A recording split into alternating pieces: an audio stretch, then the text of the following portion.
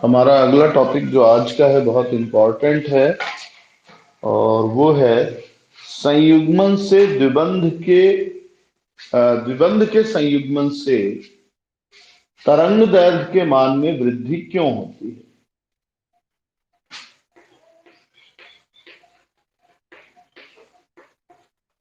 संयुग्मन व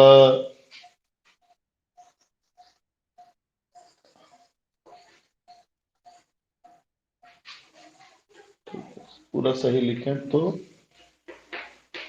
द्विबंध संयुग्मन व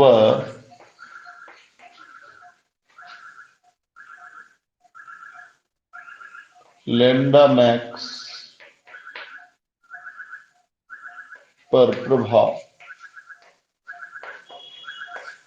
ठीक है,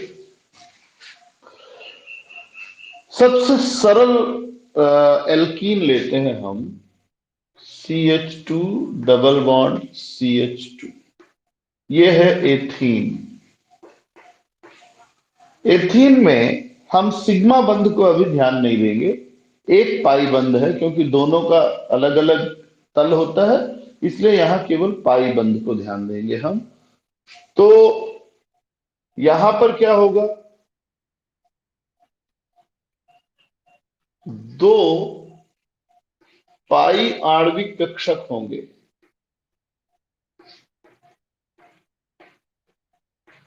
क्योंकि दोनों कार्बन के एक एक पी कक्षक पाई बनाने में भाग ले रहे हैं, दो कक्षक भाग ले रहे हैं तो दो ही पाई कक्षक बनेंगे, जिसमें से एक होगा आपका बंधी आणविक कक्षक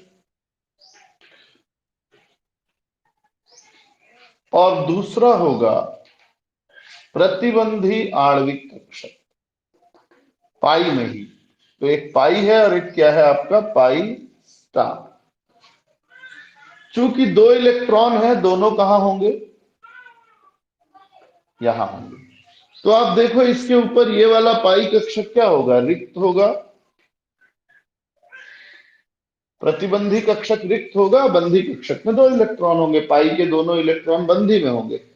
इस भरे हुए कक्षक को, जिसकी ऊर्जा भरे हुए में सबसे ज्यादा है, क्योंकि इसके ऊपर और कोई भरा हुआ कक्षक नहीं है, इसका मतलब भरे हुए कक्षकों में इस कक्षक की ऊर्जा सबसे ज्यादा है। इसको कहा जाता है होमो।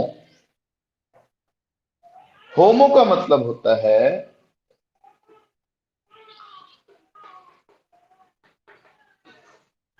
हाईएस्ट ऑक्युपाइड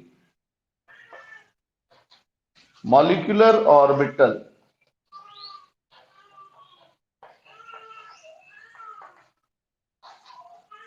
मतलब वह आणविक कक्षक जिसकी ऊर्जा भरे हुए कक्षकों में सबसे ज्यादा है।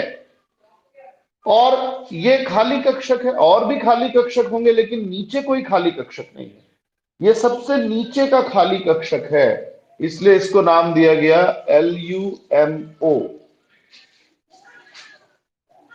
LUMO का मतलब है लोवेस्ट अनऑक्युपाइड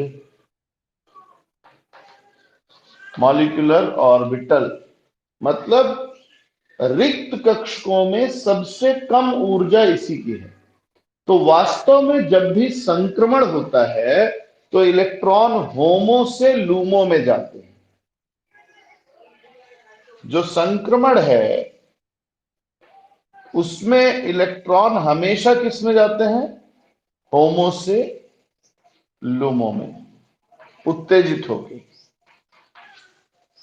तो अभी आप देखो कि चूंकि दो आणविक कक्षक हैं, एक बंधी है एक प्रतिबंधी है, दोनों की ऊर्जा में काफी अंतर है। तो अभी ऊर्जा अंतर अधिक है, इसका मतलब यहां से यहां जाने के लिए, होमो से लूमो जाने के लिए अधिक ऊर्जा की आवश्यकता। यहां पर लैम्डा मैक्स जो होगा ये कम होगा। ठीक है,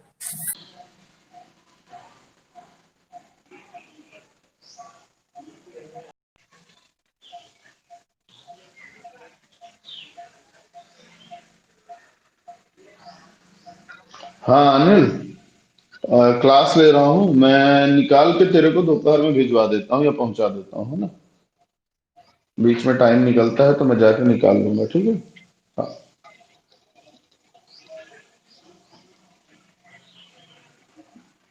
नहीं नहीं, मैं अभी जाऊंगा करीब 11:15 बजे। दो क्लास ले लूँ उसके बाद फिर निकलूंगा तुरंत, है ना। हाँ, 20 का तो है, अभी अकाउंट चेक नहीं किया हूँ लेकिन 20 है, 20 तो कंफर्म मान। हाँ।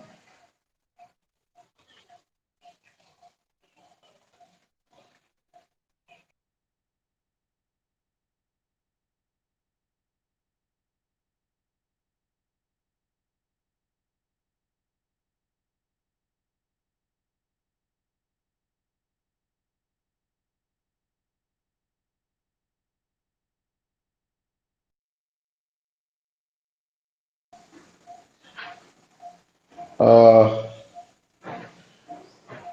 आवाज आ रही मेरी आप लोगों को? ठीक है, मतलब गड़बड़ नहीं है। तो मैंने यही बताया आपको कि चूंकि अभी देखो अंतराल ज्यादा है, तो अंतराल ज्यादा होने से क्या होता है, लेमडा मैक्स, चूंकि हम जानते हैं कि ई व्युत्क्रमानुपाती होता है लेमडा के। जितना ज्यादा ऊर्जा होगी, तरंग दैर्घ्य उतना क्या होगा, कम होगा। तो यहाँ लेमडा मैक्स का मान कम होता है। अब हम आते हैं, इसी में एक डबल बॉन्ड और बढ़ा देते हैं, ब्यूटाडाइइन 1 3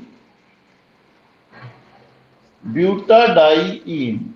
अब यहां क्या हो रहा है, 1 2 3 4, चार परमाणु कक्षक भाग लेते हैं, तो 4 पाई कक्षक बनेंगे, 4 पाई मॉलिक्यूलर ऑर्बिटल बनते हैं। और इससे होता यह है कि हाईएस्ट, फिर ये पाई, फिर ये पाई, और ये पाई। यानी कि हमने नोटिस किया कि पहला पाई 1 और ये पाई 2 हो गया हमारा, इसमें 2 इलेक्ट्रॉन है, इसमें भी 2 इलेक्ट्रॉन है। ये पाई स्टार 1 और ये पाई स्टार 2 हो गया। तो अब की बार जो होमो है और लूमो है, क्योंकि पहले नीचे वाला होमो था, ऊपर वाला लूमो था, अब कक्षक बढ़ गए, कक्षक बढ़ गए, तो होता यह है कि ज्यादा कक्षक होने से होमो और लूमो के बीच का ऊर्जा अंतर क्या हो जाता है, कम हो जाता है। ऊर्जा अंतर कम हो गया। ऊर्जा अंतर कम होगा मतलब यहां से यहां जाने के लिए कम ऊर्जा की आवश्यकता है, देखो कम ऊर्जा की आवश्यकता है। तो लैम्डा मैक्स का मान क्या हो जाएगा, अधिक हो जाएगा। बहुत सरल सी चीज है कि जैसे जैसे द्विबंध का संयुग्मन होता है, पाई कक्षकों की संख्या बढ़ती है, बंधी पाई कक्षकों की संख्या भी बढ़ेगी और प्रतिबंधी पाई कक्षकों की संख्या में भी वृद्धि होती है। इससे होता यह है कि हाईएस्ट ऑक्युपाइड मॉलिक्यूलर ऑर्बिटल यानी होमो और लोवेस्ट अनऑक्युपाइड मॉलिक्यूलर ऑर्बिटल यानी लूमो, इनके बीच का ऊर्जा अंतर कम होने लगता है। अभी अगर एक और डबल बॉन्ड लगा दें तो 6 पाई हो जाएंगे, तो ऊर्जा अंतर और कम हो जाएगा। तो उच्च ऊर्जा भरे हुए कक्षकों की उच्च ऊर्जा और रिक्त निम्न ऊर्जा का सबसे जो होता है रिक्त कक्षक, उसके बीच ऊर्जा अंतर कम हो जाएगा। तो इनमें होने वाले संक्रमण के लिए हमको कम ऊर्जा की आवश्यकता होती है, इसलिए लैम्डा मैक्स का मान बढ़ जाता है। ये डायग्राम आप स्क्रीनशॉट कर लें। ठीक है, अब इसके बाद एक टेक्निकल चीज आती है, वुडवर्ड फाइजर का नियम संयुग्मित द्विबंधों के लिए। आपको गणना करने के लिए भी वुडवर्ड और फाइजर नाम के वैज्ञानिकों ने एक ट्रिक निकाला, जिससे आप बिना प्रयोगशाला में गए, बिना प्रैक्टिकल किए, सिर्फ संरचना को देखकर ये अंदाजा लगा सकते हैं कि ये अणु जो है ये किस लैम्डा मैक्स पर सबसे ज्यादा अवशोषण करेगा, किस तरंग दैर्ध्य पे इसका स्पेक्ट्रम हमको मिलेगा। तो ये कहलाता है संयुग्मित द्विबंधों या इनों के लिए, ठीक है ना,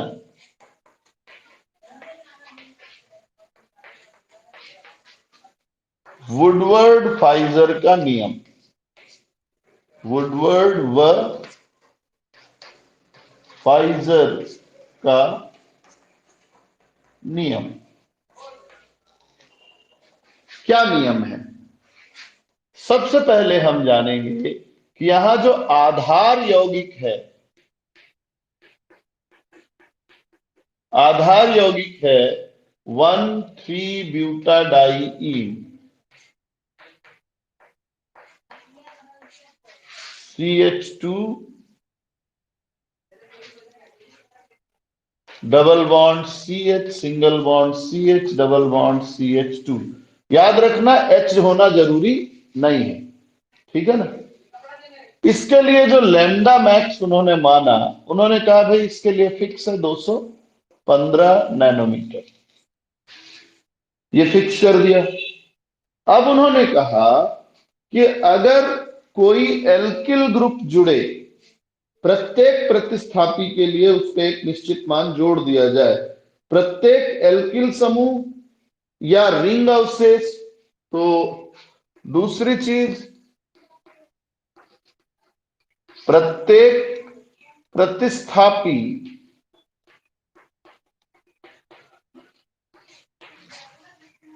एल्किल समूह के लिए अगर कोई एल्किल समूह, हम RCH3 हो सकता है, C2H5, 5 जोड़ेंगे उसके लिए। हैलोजन के लिए X, X मतलब फ्लोरीन, क्लोरीन, ब्रोमीन, आयोडीन में से कुछ जुड़ता है तो +5 जोड़ेंगे। रिंग अवशेष, अभी हम देखेंगे रिंग अवशेष, इसके लिए भी क्या करेंगे आप, 5 जोड़ेंगे। इसके अलावा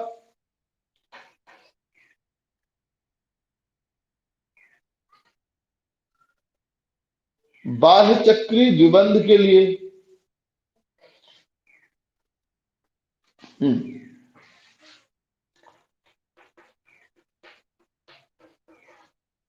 बाह्य चक्री द्विबंध,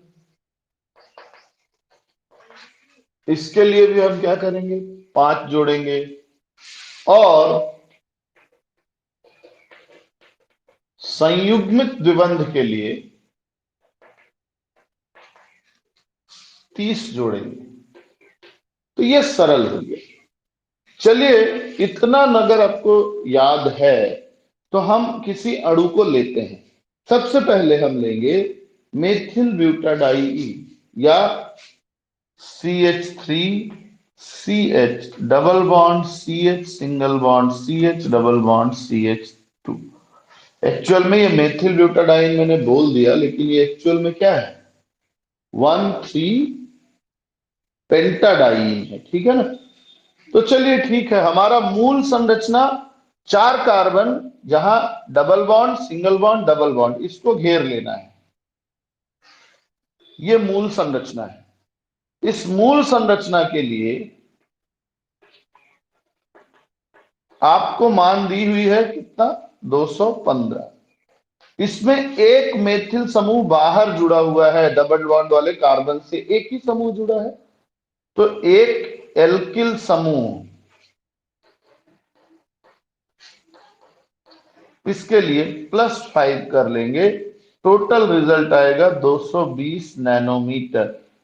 ये अनुमानित मान है, और एक्चुअल मान भी जो है, अच्छा यहाँ एक्चुअल मान भी जो है वो 221 लगभग बराबर है। तो ये लैम्डा मैक्स, ये हमारा कैलकुलेटेड हो गया। एक और बताता हूं मैं आपको। मान लीजिए इस तरह की संरचना दी गई आपको,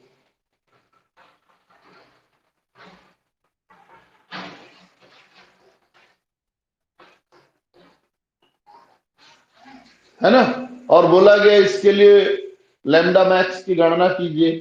सबसे पहले आप अपनी मूल संरचना को घेर लेंगे। मूल संरचना में क्या होगा, 4 कार्बन होना चाहिए, 2 डबल बॉन्ड और 1 सिंगल बॉन्ड होना चाहिए। Double bond, single bond, double bond, 1 2 3 4 carbon, ऐसा घेरना है आपको। तो हमारा जो मूल संरचना है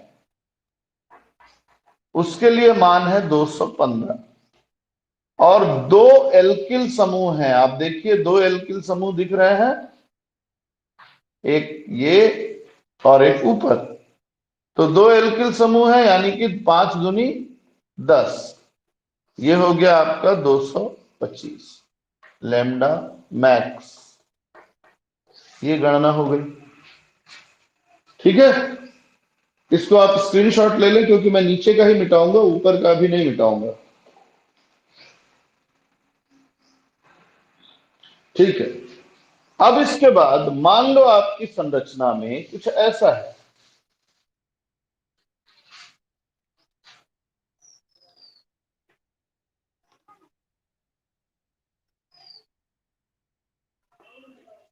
C double bond, C H single bond, C H C, ऐसा, ठीक है। यहां डबल बॉन्ड, तो आपकी मूल संरचना तो ये हो गई। तो हमारी मूल संरचना के लिए मान हो जाएगा 215। हर कार्बन पे एक एक रिंग जुड़ा हुआ है, तो यानी ये 2 एल्किल समूह जैसा ही है। तो 2 प्रतिस्थापी हैं, 2 प्रतिस्थापी हैं, इसका मतलब हो जाएगा 2 गुणा 5। और क्या है, और आप देखो कि अगर हम इस संरचना को बाहर निकाल लें तो ये जो चक्र है, एक यहां से टूटेगा, यहां से टूटेगा, यहां से टूटेगा और यहां से टूटेगा। तो चक्र के 4 जगह पे बंध टूटेंगे, तो 4 अवशेष हो गए। तो 4, इसी को कहते हैं रिंग अवशेष। तो ये हो गया 4 गुणा 5। और कुछ है क्या, नहीं। तो ओवरऑल हमारे हिसाब से होना चाहिए 215 धन 10 धन 20, ये हो गया आपका 245, ठीक है। बिल्कुल लैम्डा मैक्स यही है। तो एक चीज ध्यान दें कि रिंग को हमने 2 रूपों में लिया, एक बार समूह मान के लिया है और एक बार रिंग अवशेष, ठीक है। एक ये हो गया आपका। एक मैं आपको और बताता हूं।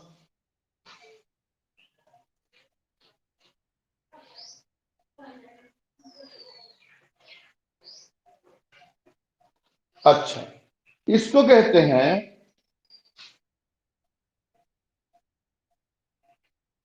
वलयाकार डाइईन, यानी रिंग स्ट्रक्चर में डबल बॉन्ड। रिंग स्ट्रक्चर में डबल बॉन्ड 2 प्रकार से होते हैं। एक होता है जिसमें डबल बॉन्ड दोनों बंध एक ही रिंग में हो, इसको हम कहते हैं समचक्रीय द्विबंध। ये और ये दोनों डबल बॉन्ड अगर एक ही रिंग में है तो ये कैसा है, समचक्रीय। और समचक्री के लिए जो आधार मान है, मूल मान है लैम्डा मैक्स का, वो अलग माना गया है। समचक्री के लिए, समचक्री के लिए 255 माना गया है। समचक्री के लिए 255।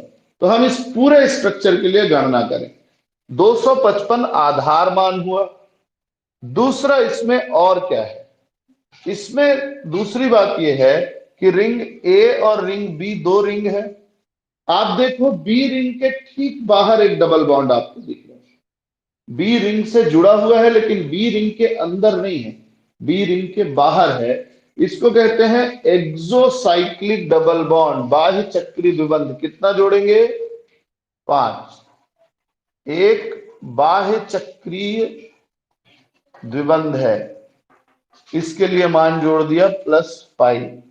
अब आप अपनी मूल संरचना ब्यूटाडाइन को बाहर निकाल लो।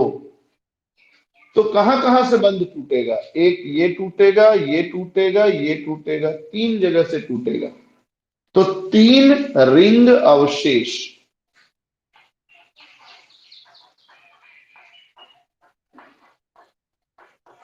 3 रिंग अवशेष है। 3 रिंग अवशेष के लिए हमने ले लिया 3 गुणा 5। और कोई चीज है भाई? 3 रिंग अवशेष ये। अब इनको जोड़ देंगे हम, तो हमारा आएगा 255 धन 5 धन 5 किया 15, तो ये हो गया 275 नैनोमीटर। समचक्री में आधार मान बदल जाता है। मैं इधर का मिटा रहा हूं, हम विषम चक्री भी देखेंगे।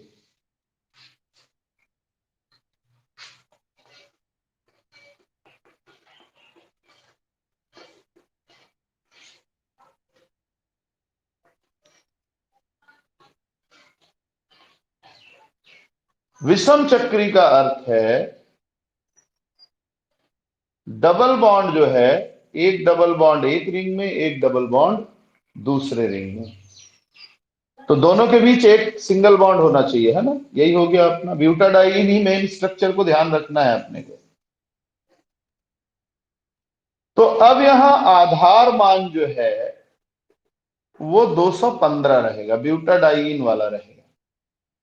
अब यहां देखो कि ए रिंग के ठीक बाहर ये डबल बॉन्ड है, ए रिंग से जुड़ा हुआ है लेकिन ए के बाहर है, बी से जुड़ा हुआ कोई डबल बॉन्ड नहीं है बाहर, तो ए से जुड़ा हुआ है, इसलिए एक एक्सोसाइक्लिक बाह्य चक्रीय द्विबंध, इसके लिए 5 जोड़ देंगे। अब इस रिंग को तोड़ दो, 1 2 3, 3 जगह से ये भी टूटेगा, तो ये आ गया 3 आपका रिंग अवशेष। और इस स्ट्रक्चर में एक मजेदार चीज और दी हुई है, इसने एक और समूह भी यहां डी के रूप में लगाया है, ये। तो कोई भी प्रतिस्थापी जो बाहर जुड़ेगा, ठीक है, मैं थोड़ा सा गलत कर रहा हूं, हम यहां पे लगाएंगे डी। तो डबल बॉन्ड से जो भी कोई समूह जुड़ेगा तो एक प्रतिस्थापी है, तो इसके लिए भी 5 जोड़ेंगे, तो हो गया 215 धन 5 धन 15 धन 5, तो 20 20 40, ये आ गया 240। ठीक है, लैम्डा मैक्स का मान करेक्ट। ये समझ में आया आपको कैसे निकालना है? तो मैंने जितना दिया हुआ है सबका बता दिया आपको। वुडवर्ड फाइजर का नियम द्विबंधों के लिए। अब आते हैं, उन्होंने न केवल द्विबंधों के लिए दिया, उन्होंने कीटोन के लिए भी दिया, यानी